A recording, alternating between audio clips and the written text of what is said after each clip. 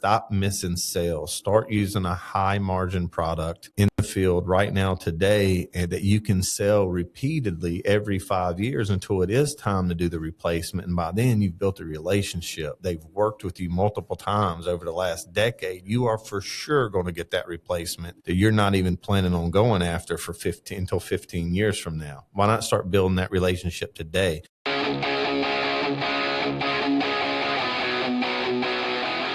This episode is brought to you by Jonathan Keim and the teams at 360 Commercial Roofing and Top Roof Marketing. If you own or manage commercial property, or you're a roofing contractor looking to grow, Jonathan has spent more than a decade helping businesses protect their buildings and scale through proven commercial roofing and marketing systems. His companies specialize in commercial roofing solutions, roof asset management, and marketing built specifically for the roofing industry. Whether you need a trusted commercial roofing partner or want to generate more qualified roofing leads, check out 360 Commercial Roofing or Top Roof Marketing. You can go to www.360, like 360, commercialroofing.com, and Top Roof Marketing, www.toproofmarketing.com.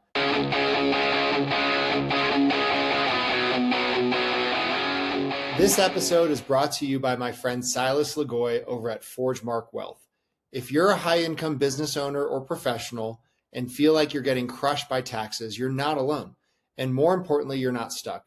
ForgeMark Wealth specializes in advanced legal tax strategies and wealth planning designed to help you keep more of what you make, grow it efficiently, and actually build long-term freedom, not just income. If you're making serious money but don't have a real strategy behind it yet, I highly recommend connecting with Silas and his team. What's up, everybody? This episode is sponsored by ExitWise. If you're a business owner thinking about selling your company, whether that's now or years down the road, you need to know what your business is actually worth and how to maximize that exit. That's exactly what ExitWise does. They help you prepare, position, and ultimately sell your business by assembling a world-class team of M&A experts around you, guiding you from valuation all the way through closing. If you want to know what your business is really worth and how to increase that number before you sell, go check out exitwise.com and get ahead of it.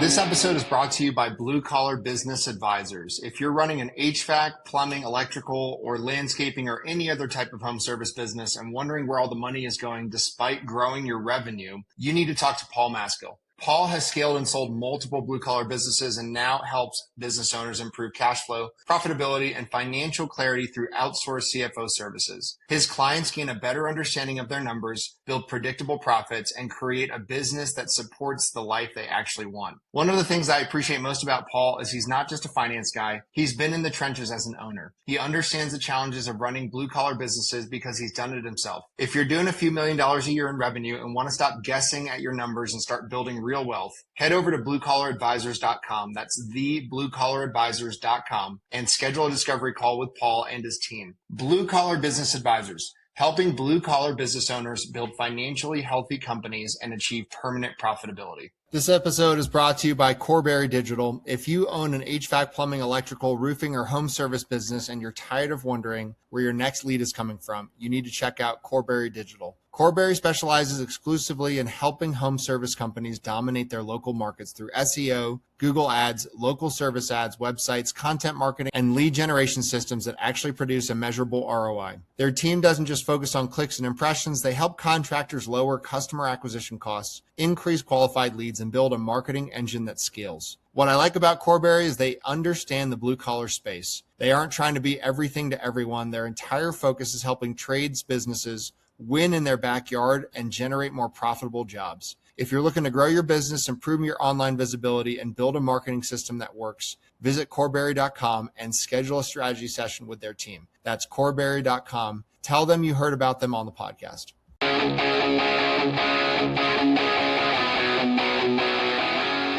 This episode is brought to you by 10X Nerds. If you're a business owner doing real revenue, there's a good chance you're overpaying in areas you haven't even looked at. Things like credit card processing, insurance, telecom, and more. 10X Nerds comes in, audits your expenses across 30 plus categories, and finds immediate savings. And here's the kicker. They only get paid if they save you money.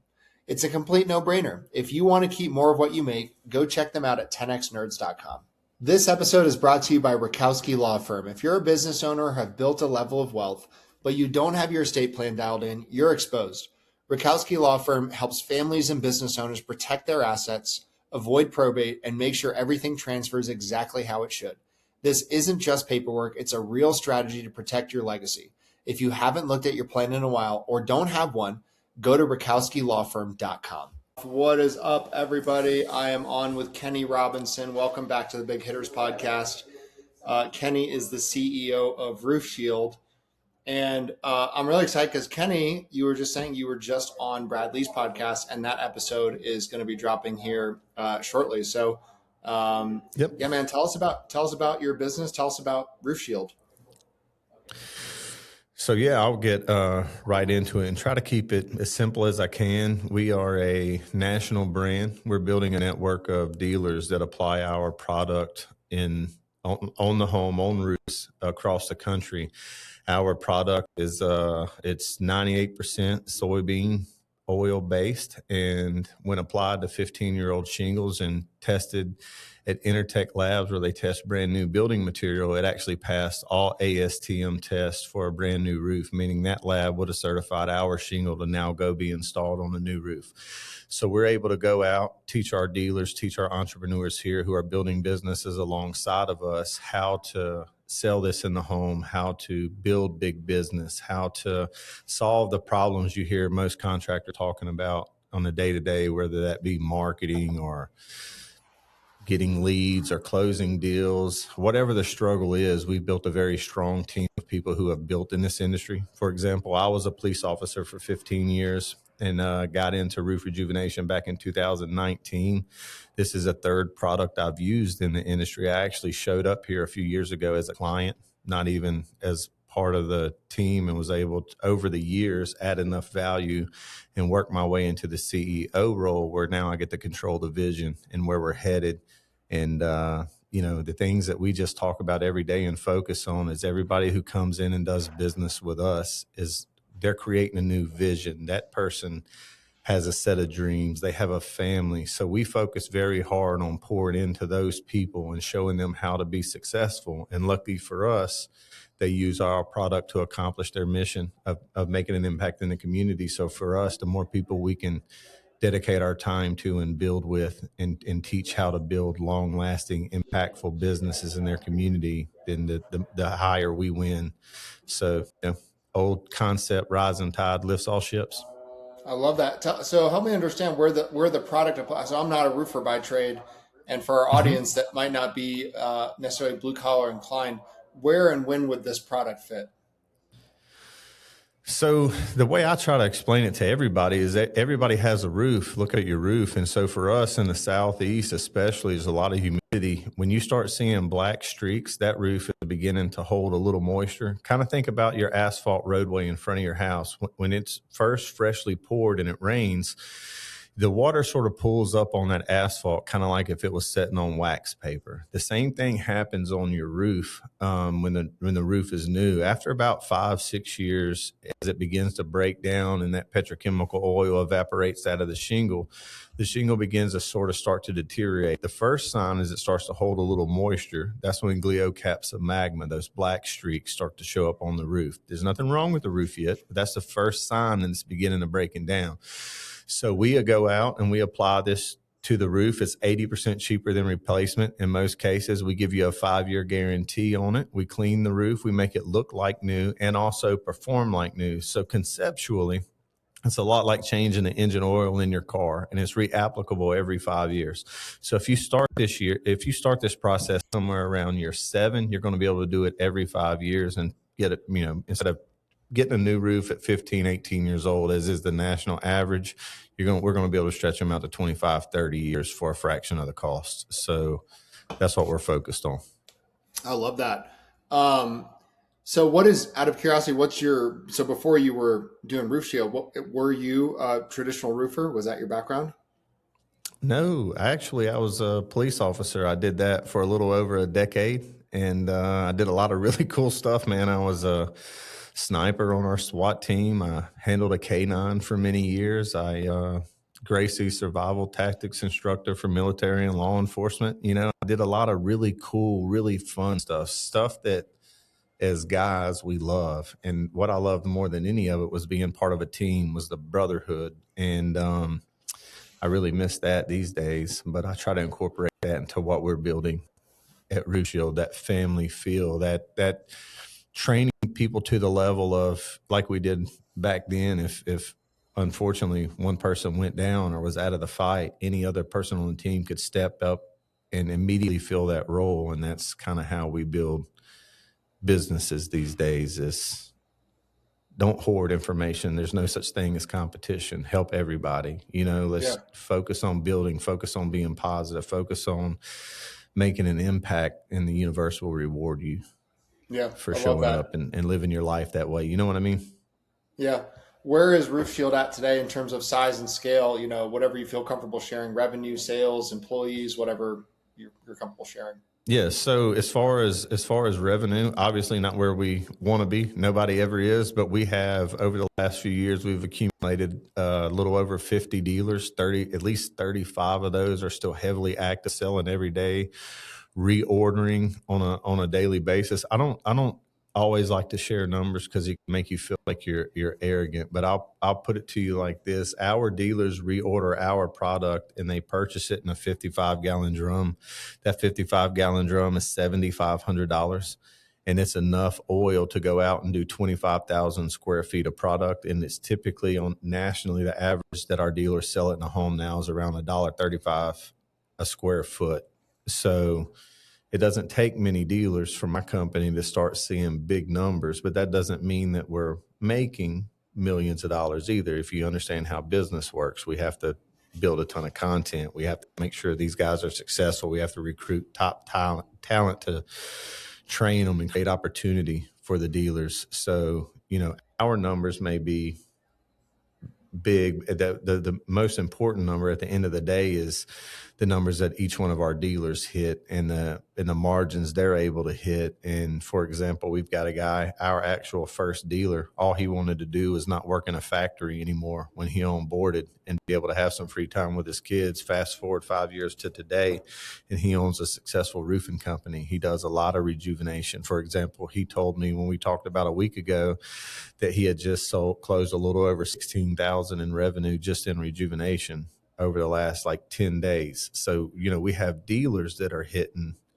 big numbers. I know of people that only do rejuvenation that hit multiple $1 million in sales a year.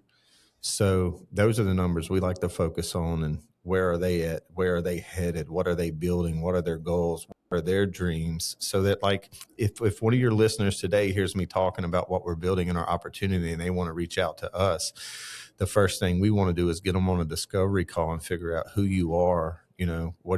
What's your life look like? What are your dreams? What are your ambitions? What's the community? What do you hope to accomplish? Is this something you want to do part-time? And when I say part-time, I was a police officer. I could have just did this part-time for forever. My first week, we sold $18,000 worth of revenue in 1 week. My first week ever doing it. So if you think about it in terms of that, I could have just did it part-time, easily hit my minimums, kept my protected territories back then. And I just have a different gear. I just saw something bigger.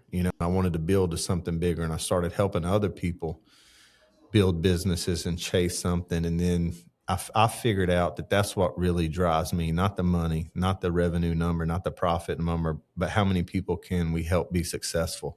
How many families can you impact that may turn in a generational change that ripples, years beyond what you can see right now? And that's sort of what I started chasing. That's what I started keeping score on, is how many people can I find that really want to build something special and go out and build something amazing together. And I don't care what the number looks like, as long as I can pay my bills. Yeah. I'm happy. What do you feel like is the biggest challenge you guys are facing right now in your business? The biggest challenge we face in our business, I think, are the same challenges that most everybody faces. So our business is stocked full of challenges from top to bottom, and they're layered.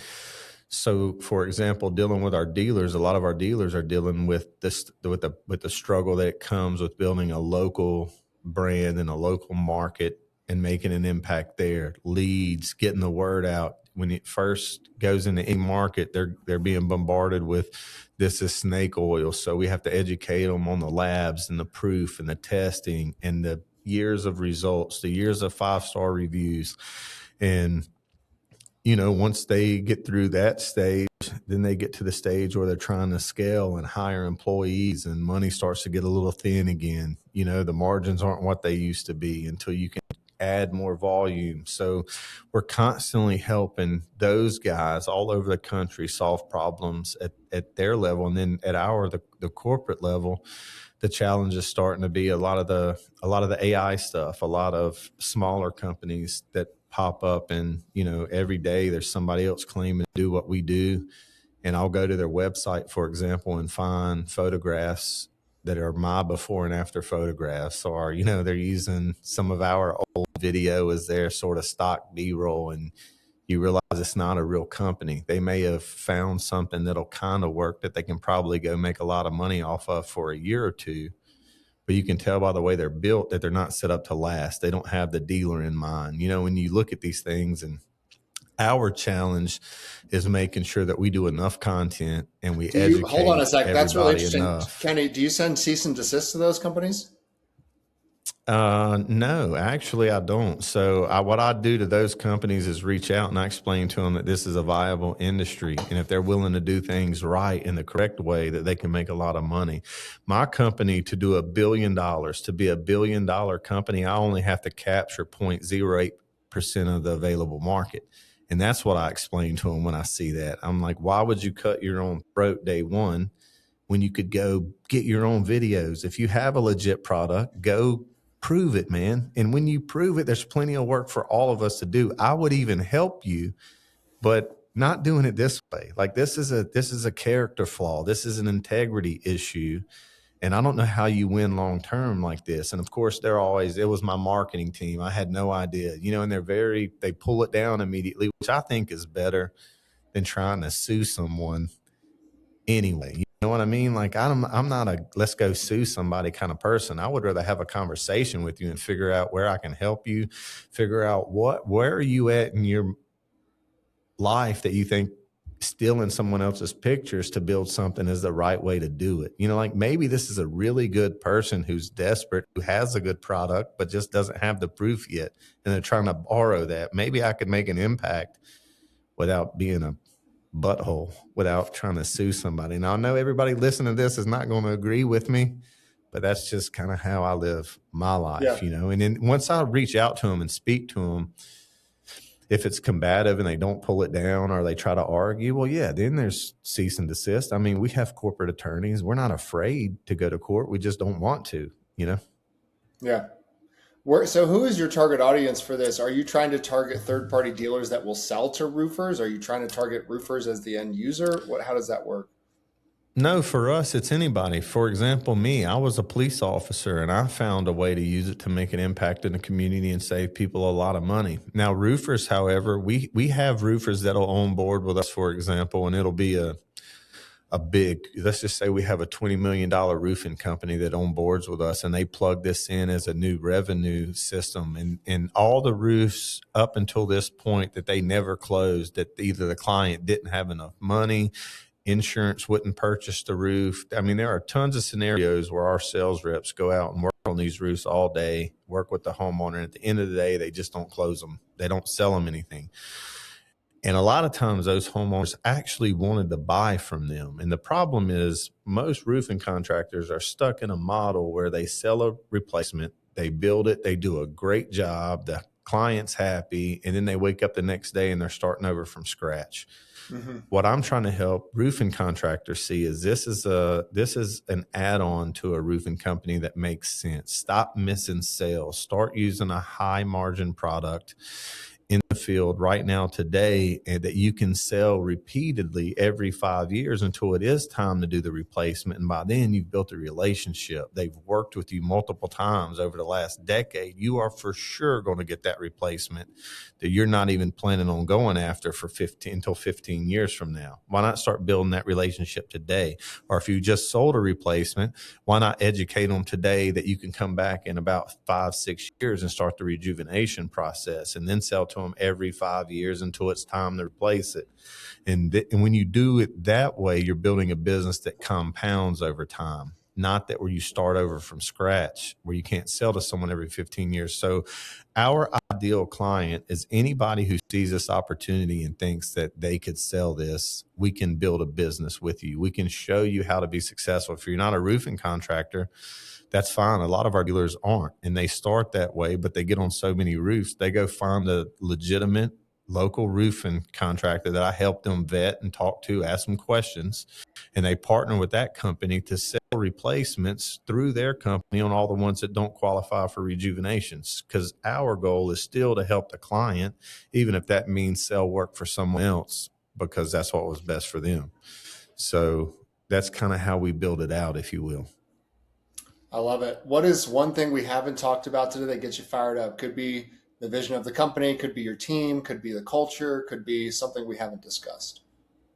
Right now, what has me fired up today is I'm a little autistic and diagnosed. So I'll let you know, I live in systems. I live in processes. I love the way things make me feel, if you will. So right now, while we're recording this, it's July 2nd. And I just, over the last few days, I built this big song, and it's an anthem, and it's for our dealers, and it's for them, their families, the people who have believed in this vision with us. And I've got my marketing team currently compiling old videos from back in the days when we were struggling and testing and trying to get it off the ground. We just did a big job with Mike Wallace from NASCAR. So there's video of all of us laughing and joking with him closer to the end, where we're building, where we're heading. And this happy birthday, America. Thank you for everyone who has believed in this mission and this vision up until now. And the thought of where we're headed is what gets me fired up. So I would encourage anybody to take a look at that video. We'll be making a big post to talk about how much we